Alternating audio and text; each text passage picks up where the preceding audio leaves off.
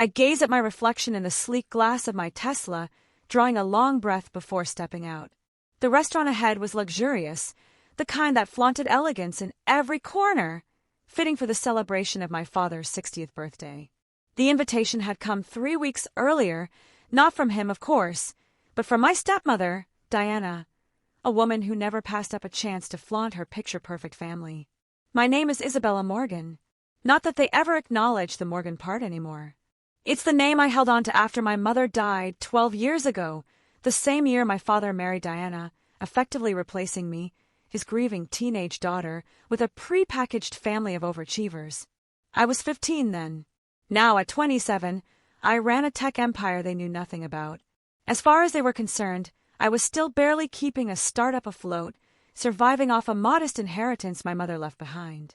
What they didn't realize was that Morgan Technologies had grown into a multi-billion-dollar company, and I had made sure no one could trace it back to me. As I stepped into the private dining area, a poised hostess greeted me. "Name?" "Isabella," I answered, watching her scan the list. "Ah, right here," she said, reaching for a name tag. I caught sight of Diana's handwriting, elaborate and unmistakably smug. My stomach tightened as I read it, the disappointment. For a split second, I considered turning around and walking away. But not tonight. I'd waited 12 years for this moment. I had a plan. Diana's voice echoed from across the room before I even took a full step inside. "Isabella, you actually showed up." She smiled in a way that drew all eyes to me, friends, family, and a handful of my father's business acquaintances. "We weren't sure you'd make it, considering your limited means." I forced a polite smile and accepted the champagne a waiter offered. "I wouldn't miss Dad's birthday." "Of course not," she replied, her gaze raking over my understated black dress. "Though you might have tried a little harder. This is Le Cirque, not your little garage startup." What she didn't know was that the dress, while deceptively simple, was a custom Valentino worth more than everything she had on. But that detail wasn't part of the reveal. Not yet. My stepbrother Marcus swaggered over, flashing his latest Rolex like it was a personality trait. "Hey, sis, still tinkering with that little app?" "Something like that," I answered vaguely. "Not everyone's built for success," my stepsister Olivia added, appearing beside him. "Some of us just have it, like being a senior VP at a Fortune 500 company." She gestured between herself and Marcus with a proud grin. I took a slow sip from my glass, remembering the confidential email I'd received that morning. Richardson Global, their pride and joy, was about to be bought out. The public wouldn't know until tomorrow, but I already did. The buyer? A shell company owned by Morgan Technologies. Owned by me. Then my father approached. His steps were awkward, as if he wasn't sure how to greet me. He said nothing about the cruel label Diana had stuck on me. "You look good, Isabella." "Thanks, Dad. Happy birthday." Diana clapped, calling everyone's attention. "Time for some words. Marcus, Olivia, would you two do the honors?"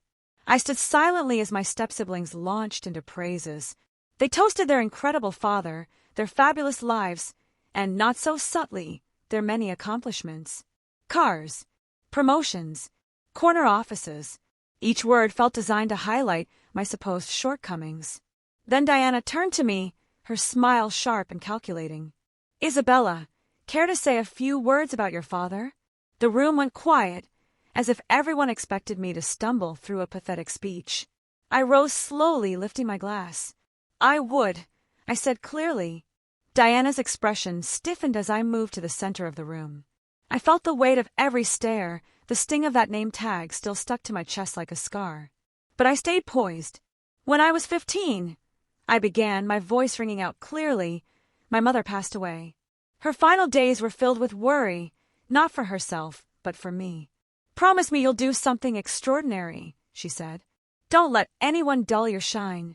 I noticed my father shifting in his chair. Diana's smirk had dimmed. 2 months after we laid her to rest, Dad remarried.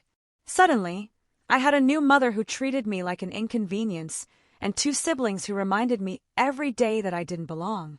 "Isabella," my father said warningly, but I pressed on. "Diana, do you remember what you told me on my college graduation day? When I shared my idea for a business." I turned to face her. "You said, 'Sweetheart, Some people are meant to shine, and some are meant to clap from the sidelines. Know your place. Marcus let out a laugh. Olivia's face tightened. And Dad, do you remember when I asked for your help launching that same business? You told me not to embarrass you, that I was chasing a fantasy. That Marcus and Olivia had real careers to be proud of. The room had grown so silent, the clink of melting ice in glasses was deafening. So I made myself a promise that day. I would succeed, not just for my mother, but despite all of you. I reached up and peeled the name tag from my dress, laying it down on the nearest table with quiet finality. And I did. Diana shot up from her seat, fury flashing across her face. That's enough. You don't get to hijack your father's birthday and turn it into. Actually, I interrupted calmly, I'm not done yet.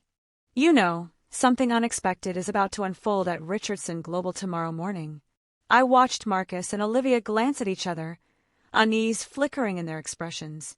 They were aware the company was struggling, but they had no idea what was coming. What are you getting at? Marcus asked, his voice laced with suspicion. Without a word, I pulled out my phone and connected it to the restaurant's presentation screen, typically reserved for business meetings.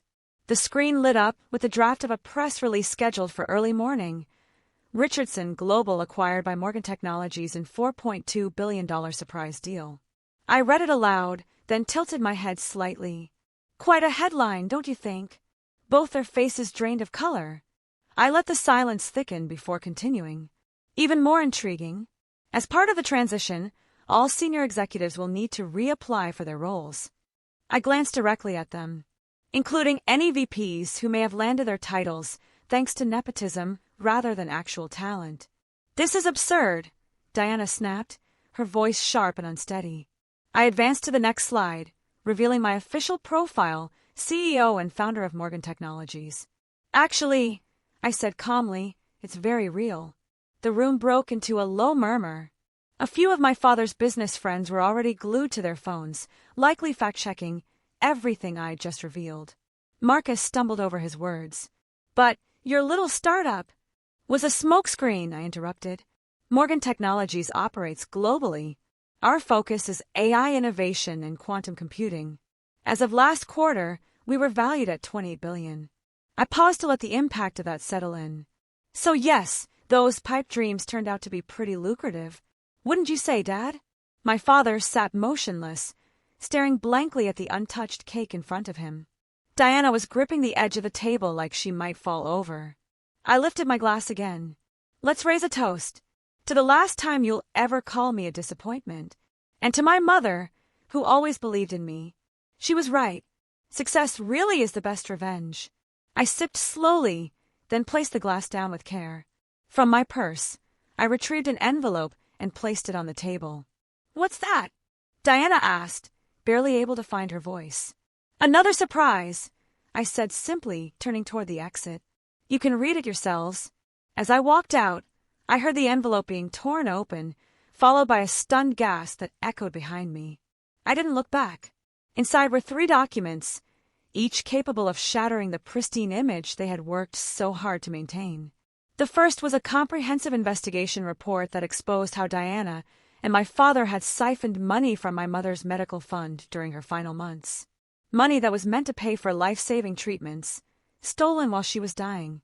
The second document revealed the ugly truth behind Marcus and Olivia's rise to power, insider trading, confidential data leaks, all carefully documented.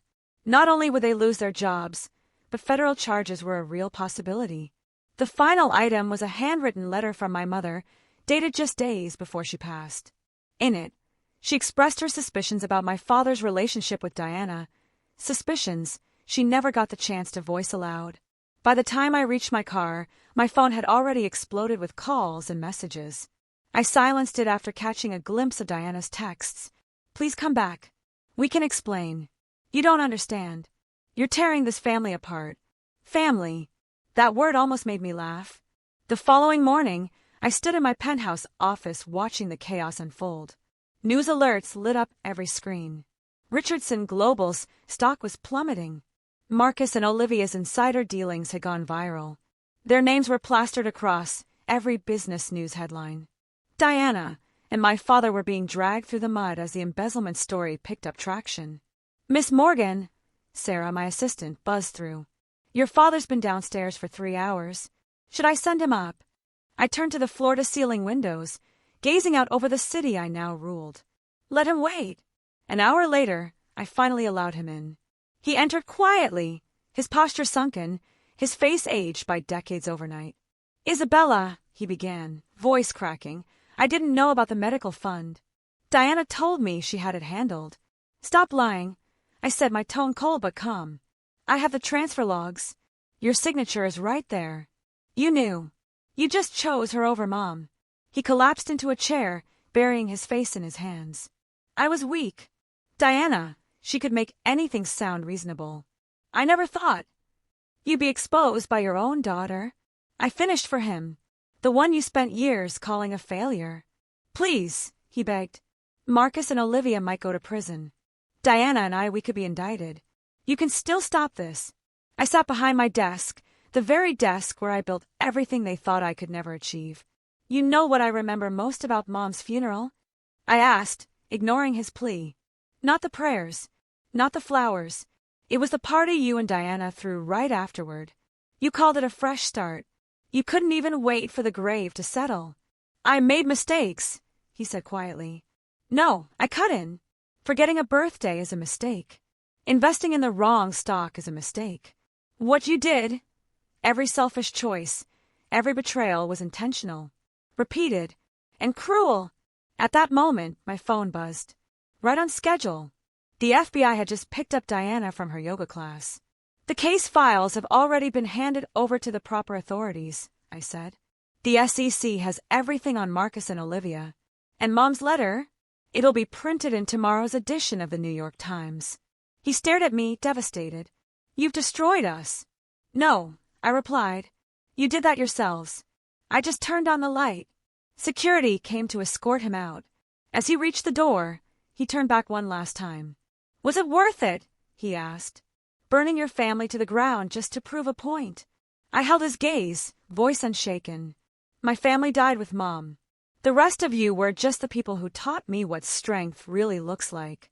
After he was gone, I remained at my desk, watching the skyline glow orange as the sun dipped below the buildings. My phone wouldn't stop buzzing with calls from journalists, editors, and anchors all eager for a quote. But I ignored them.